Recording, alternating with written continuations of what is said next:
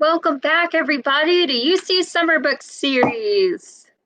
Our Summer Storybook Series. That's what I meant. I'm still in a fantastic mood. I just love summer. I love playing outside. I love getting to read books with you. And Miss Jen is here again, and she says, welcome back to our second story time of the day. While we're waiting, let's talk a little bit about some of the topics we're going to go over while we read and maybe after the story. So, one of the topics that we're going to talk about today is a good attitude. So, I'm sure that you and your parents talk about this a lot. A good attitude consists of a lot of different things. It's stuff like being nice and kind to others, trying your best, trying really hard, using your good listening ears. And in this book, there is going to be a phrase that's somebody's catchphrase who has a very good attitude. And the phrase is, I think I can. And that means that person who says that is believing in themselves and they're going to keep trying really hard even when things are difficult. So that is how we're going to talk about having a good attitude. Another thing that we're going to talk about are shapes, like different ways that objects can look and their shapes. Like we're going to talk about some circles. We're going to talk about squares, triangles, stars, all of those shapes. And I bet you're kind of familiar with those already, aren't you?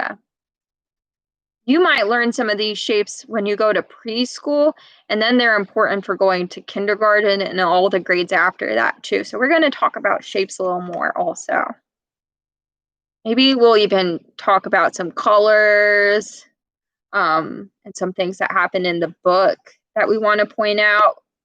Like we always like to talk about the words in the book. We always like to talk about the letters, and flipping the pages, and the way that a book is made, like the parts of a book. Let's look at those parts of the book right now.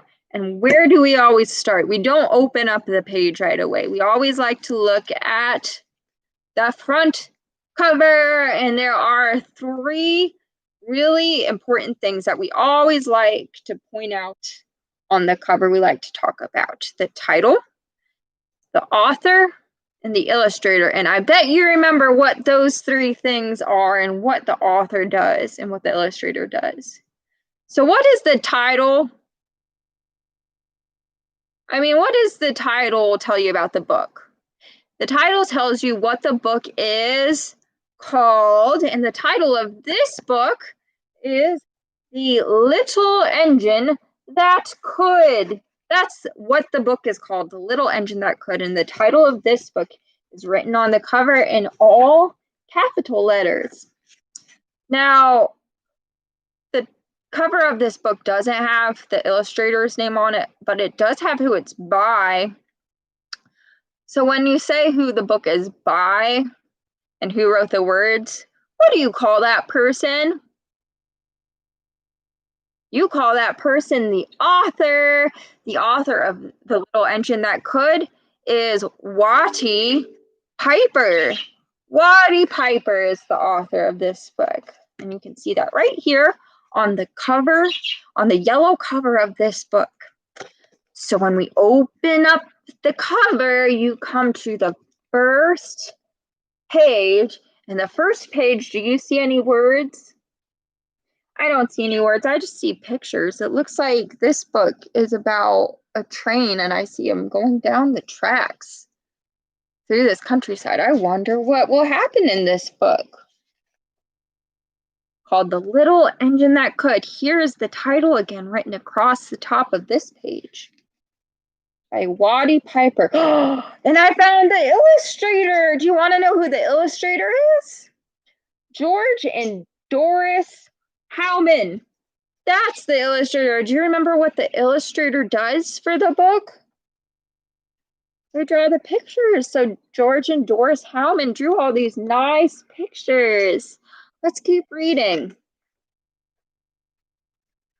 Okay, here we go. Here are the first words. It says chug, chug, chug, puff, puff, puff, ding dong, ding dong. The little train rumbled over the tracks. She was a happy little train, for she had such a jolly load to carry. Her cars were filled full of good things for boys and girls. Now, when I read, I sometimes like to put my finger along the words, and that way you can see I read from left to right, and I read the top row first and the bottom row last. Let's keep reading. There were toy animals, giraffes with long necks, teddy bears with almost no necks at all, and even a baby elephant. Then there were dolls, dolls with blue eyes and yellow curls, dolls with brown eyes and brown bobbed heads, and the funniest little toy clown you ever saw. And there were cars full of toy engines, airplanes, tops, jackknives, picture puzzles, books, and every kind of thing boys or girls could want. So let's take a look at some of these toys that they were talking about, and maybe we can talk about some of the shapes we see. So look at this page. I see a lot of shapes. I see the sail on this boat. It has 3 sides. Boop, boop, boop. What shape has 3 sides on it? That's called a triangle. The boat sail is a 3-sided triangle, and behind the boat is a ball. The ball is a round shape, round and around and around. What do we call that shape that goes around and around and around? We call it it starts with a sound, a circle. Did you get that right? Yeah, and then way across over here, I see some books. Someone said a circle is like the earth. That's a smart thing to say. The earth is round like a circle too. So back to these books. The books have 4 sides. Watch. 1, 2, 3, 4. A 4-sided shape. Do you know what that's called? Now this may be tricky because if it's a long 4-sided shape, it's called a rectangle. But if all the sides are about the same length, then we call it a square. Did you get it right? So we have a triangle, a circle, and a square. And then we have some things that don't really fit in a neat shape. Like this long truck that has like rectangle pieces. Like the body of the truck is kind of a rectangle, and this drum looking thing kind of has a round top, but some things are made up of more than one shape. So where are we? We know that there's a train, and it has all of these fun toys and good things, and it's trying to get over the mountain to get to the good little boys and girls to deliver it. So to find out what should we do to this page, to find out what happens next, we should turn it. Did you tell me turn it? Okay, let's turn the page. But that was not all. Some of the cars were filled with all sorts of good things for boys and girls to eat. Big golden oranges, red cheeked apples, bottles of creamy milk for their breakfasts. Then I read this page. Fresh spinach for their dinners, peppermint drops, and lollipops for after meal treats. And I see some more shapes again. Most of these things have circles on them. Look. Circle orange, circle apple, circle lollipop head, circle peppermint. So many circles. Let's turn the page again. Here are the words. We always start on the left page. The words are at the bottom of the page. The little train was carrying all these wonderful things to the good little boys and girls on the other side of the mountain. She puffed along merrily. Then all of a sudden she stopped with a jerk. I jerked the book because that's what you do when you jerk. You go like this. You have a jerk. She simply could not go ahead another inch. She tried and tried, but her wheels would not turn. Oh no, that's a problem. What were all those good little boys and girls on the other side of the mountain going to do without the wonderful toys to play with and all the good food to eat? Here comes a shiny new engine, said the funny little clown who jumped out of the train. Let us ask him to help us. So all the toys and dolls cried out together. This is what they cried out together when I turned the page.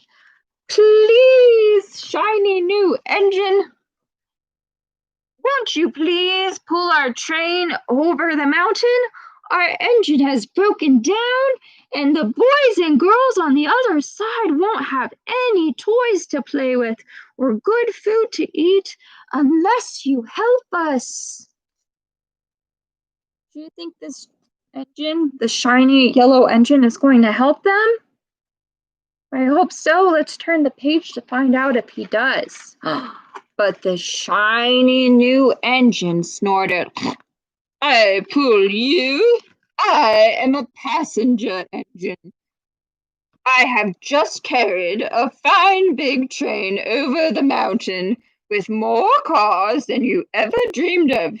My train has sleeping cars with comfortable berths, a dining car where waiters bring whatever hungry people want to eat, and parlor cars in which people sit in soft armchairs and look out of a big plate glass windows.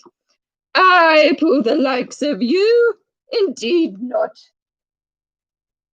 And off he steamed to the roundhouse where engines live when they are not busy. So is that very helpful? No, sir. So what do you think will happen next? Look, here comes a train and it has a round circle face right here. It is round. How sad the little engine and all the dolls and toys felt.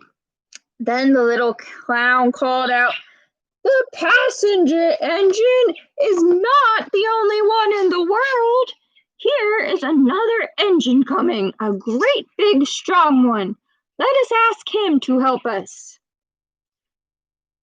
The little toy clown waved his flag, and the big strong engine came to a stop.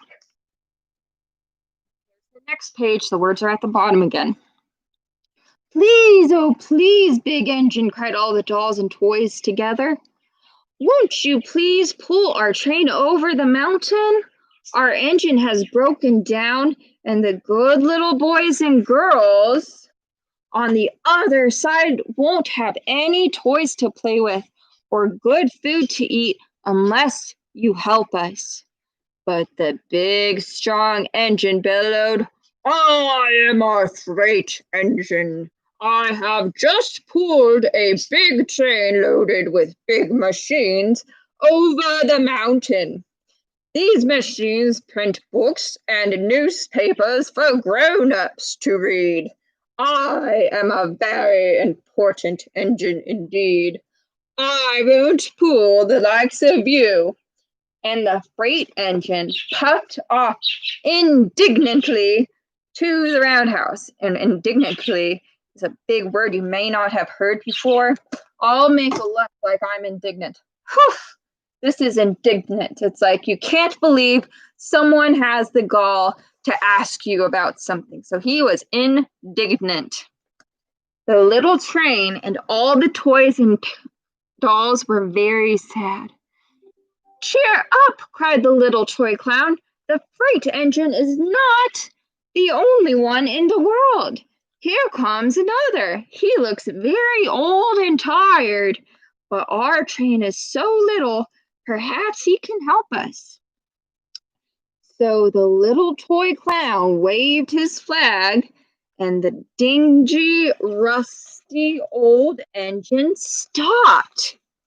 So take a look at the picture. Here's the dingy, rusty old engine. Please, kind engine, cried all the dolls and toys together. Won't you please pull our train over the mountain? Our engine has broken down, and the boys and girls on the other side won't have any toys to play with or good food to eat unless you help us. But the rusty old engine sighed, and what do you think he'll say? Do you think he'll help the toys? I hope so. They've already asked two people and they haven't helped. So let's see what he says. But the rusty old engine sighed. I am so tired. I must rest my weary wheels. I cannot pull even so little a train as yours over the mountain. I cannot. I cannot. I cannot. And off he rumbled to the roundhouse, chugging, I cannot. I cannot. I cannot. Then indeed the little train was very, very sad, and the dolls and toys were ready to cry. But look, on this page, you can see this picture. The clown waves his flag yet again. And what shape is his flag? It's like a square or a rectangle. And what shape are these green polka dots on his outfit? They're circles, of course. Let's keep talking about what happens to the train. So they're very sad. They're getting ready to cry. But the little clown called out, here is another engine. Another engine coming. And a little blue engine, a very little one. Maybe she will help us. The very little engine came chug, chug, chugging merrily along. When she saw the toy clown's flag, she stopped quickly. What is the matter, friends? She asked kindly. Oh, little blue engine, cried the dolls and toys. Will you pull us over the mountain? Our engine has broken down, and the good boys and girls on the other side won't have any toys to play with or good food to eat unless you help us. Please, please help us, little blue engine. I'm not very big, said the little blue engine. They use me only for switching trains in the yard. I have never been over the mountain. But we must get over the mountain before the children awake, said the dolls and the toys. The very little engine looked up and saw the tears in the dolls' eyes, and she thought of the good little boys and girls on the other side of the mountain who would not have any toys, good food, unless she helped. Then she said, I think I can, I think I can, I think I can. And she hitched herself to the little train. Let's see what happens. So she tugged and pulled and tugged slowly.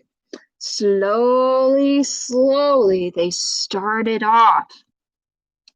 The toy clown jumped aboard, and all the dolls and the toy animals began to smile and cheer. Hooray! Puff, puff, chug, chug, went the little blue engine. I think I can, I think I can. You can say it with me. I think I can, I think I can, I think I can, I think I can. Up, up, up, faster and faster and faster and faster the little engine climbed, until at last they reached the top of the mountain. Down in the valley lay the city. Hooray, hooray, cried the funny little clown and all the dolls and toys. The good little boys and girls in the city will be happy because you helped us, kind little blue engine. And the little blue engine smiled and seemed to say, as she puffed steadily down the mountain, I thought I could, I thought I could, I thought I could, I thought I could, I thought I could, I thought I could, down the mountain. The end. What do you think of that story? with that great attitude coming out of that little blue engine. So I think out of all of those engines, the little blue one had the best attitude of all because she believed in herself. And when you believe in yourself, you can accomplish extraordinary things. Are there ever any difficult things in your life or problems that you might have? What do you do when you have a problem or something difficult? I know sometimes I have a difficult problem because sometimes I have to do chores and I don't really want to do my chores, but what should I do? Should I say, "Oh, I'm too good for chores," like that first engine, or should I be like broken down like the other engine and be like, "I'm too old and I can't do chores"? No, because then I won't accomplish my goals. I should be like the little blue engine, and what should I say? I should say, "I think I can, and then I'll get it done, and that'll be a good attitude." So we have about 10 minutes, so we're going to talk a little bit about the shapes. Do you remember we pointed out some of the shapes in the book? Now I have another train. This is a train, and the train is going to chug along, but it can only pick up certain shapes. So the first shapes that the train can pick up, this train, are circle shapes. So look at this picture. We're going to find all the things that are circles. So let's start at the top. I see a sailboat. Now a sailboat, let's look. Does it have round sides all the way around? No, that one won't be able to go in this train. What about a pot lid? Does the pot lid have round sides all the way around? Let's trace my finger. Is it smooth? Yeah, that's a circle. A pot lid can go in the train. Now, let's keep going. What about this clock? Does it have round edges all the way around? Uh-oh, no, my finger's going through corners, so no, this is not a circle. What about this? No, it does not have round edges. A plate? Is a plate a circle? Yes, it is. A plate is a circle. So a plate can go in the train. What about this block? No, the block's not a circle. What about this piece of bread? That's not a circle either. No. What about this soccer ball? Wait, round all the way around on? Yeah, the ball is a circle too. So what do we do with it? It can go in the train. Everybody's aboard. Now it can go over the mountain. Chugga, chugga, chugga, circle train. Let's keep looking. Here's a new train. The new train is going to take all the square shapes over the mountain. Let's look again. Here's my boat. Does my boat have 4 sides of equal length? Let's see. 1, 2. That is not a square. What about this? 4 sides?